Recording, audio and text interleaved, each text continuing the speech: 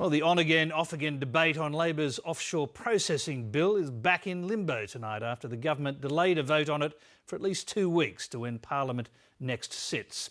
But the opposition's already moved on from the issue, attempting to fuel rumours that Kevin Rudd is working the phones to his colleagues to pave the way for a comeback. Political correspondent Tom Eagleton reports. Kevin Rudd's in America to talk about nuclear disarmament, but wound up dismantling a report that the Prime Minister's unhappy with the amount of travel he's doing. The Foreign Minister says overseas trips come with the job. That's because we've discovered a long time ago that most foreigners live abroad. The report was based on a leaked email from the Prime Minister's office asking Mr Rudd to cut down on his spending.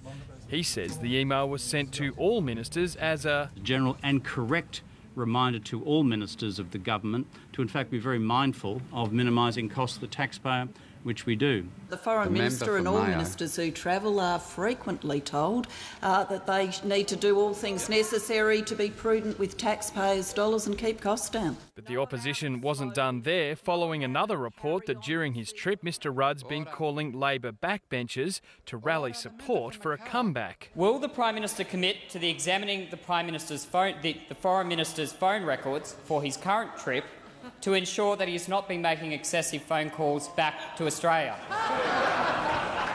Deputy Nationals leader Nigel Scullion told a newspaper he overheard a phone call between Mr Rudd and Labor Senator Trish Crossan. I understand that one Labor backbencher took a call from Kevin Rudd in the presence of a coalition member of Parliament and then told the coalition member of Parliament exactly what had happened. Senator Crossan says the call was weeks ago and about a local football team and not Julia Gillard's leadership. It is absolutely absurd that people report statements from Liberal Party sources about internal ALP matters. But another Labor MP wouldn't deny that Mr Rudd's called him. Kevin Rudd speaks to me from time to time and the Prime Minister speaks to me from time to time, but I'm very happy to support them in their respective jobs. Has he called you to raise the leadership?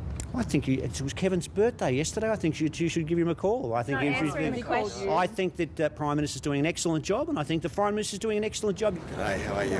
The opposition leader says Kevin Rudd's the reason why debate on the Malaysia solution legislation was suddenly brought forward. She is plainly worried about her numbers. She knows that Kevin Rudd is calling around.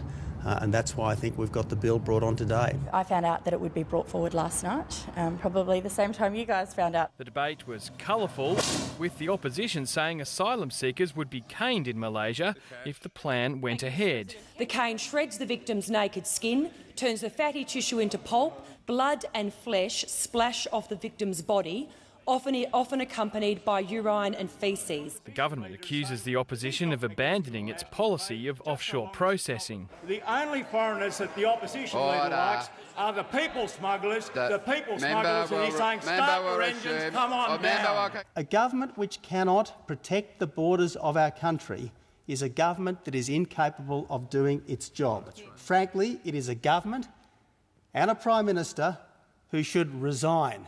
Of course, the opposition's amendments also have no chance of passing. The Greens, meanwhile, have moved an amendment of their own, calling for a complete end to offshore processing. It's got even less support than the government and the opposition proposals, yet that's exactly where the policy's set to end up when the shouting's done. Tom Eagleton, Late Line.